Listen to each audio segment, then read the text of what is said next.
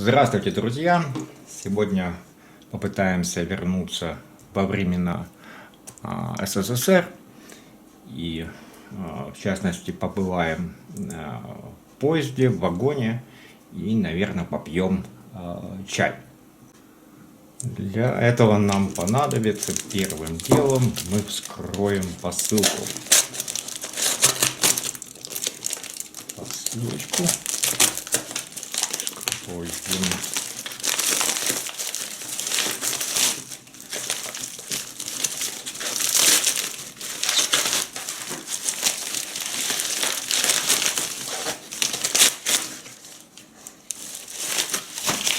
Упаковано конкретно, но ломать не стоит.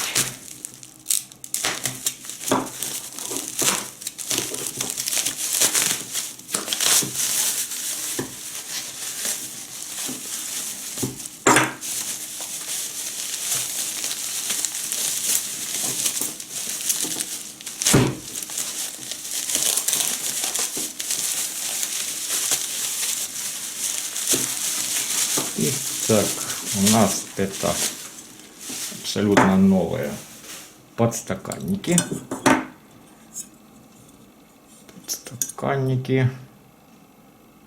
Ага. Цена 50-60 60 копеек. 60 копеек. Горький. Написано горький.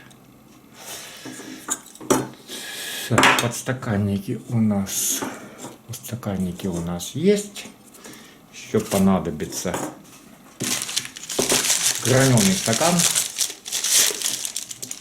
Граненый стакан времен СССР. Сейчас его найти довольно сложно. Был он впервые выпущен 11 сентября 1943 года на заводе Бусхрустальный. При этом до сегодняшнего дня, конечно, стакан граненый, да, вот такой. Сейчас, возможно, уже будут немножко. Высота его составляла 10,5 сантиметров. И вместимость до ободка Маруси, такого ободка Маруси, составляла 200 мл. И при заполнении до краев у нас было 250 мл. Стаканы у нас есть, подстаканники у нас есть. Проверим объем. По Марусин поясок.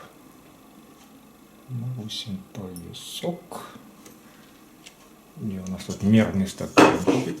Вот у нас мерный стаканчик. И насколько современные стаканы соответствуют стаканам Советского Союза. В общем-то, 200 мл полностью соответствует тютелька в тютельку. Дальше нам осталось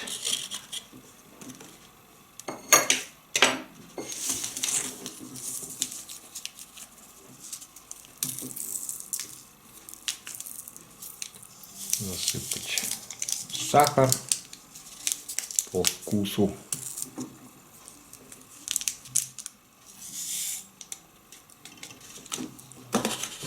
Бросить пакетик чая. Не совсем как раньше, но тем не менее. Дальше нам надо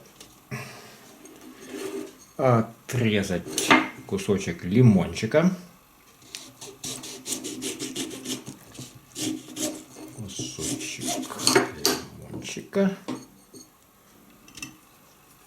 Залить все это дело кипяточком.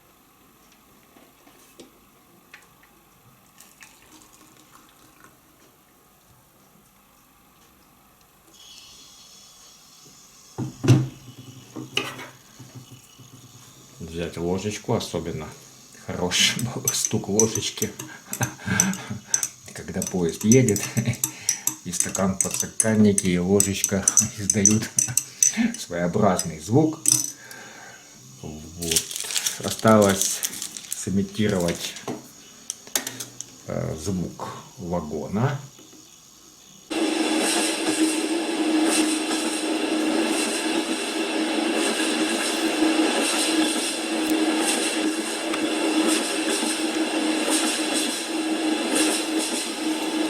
Ну и, в общем-то, приятного чаепития.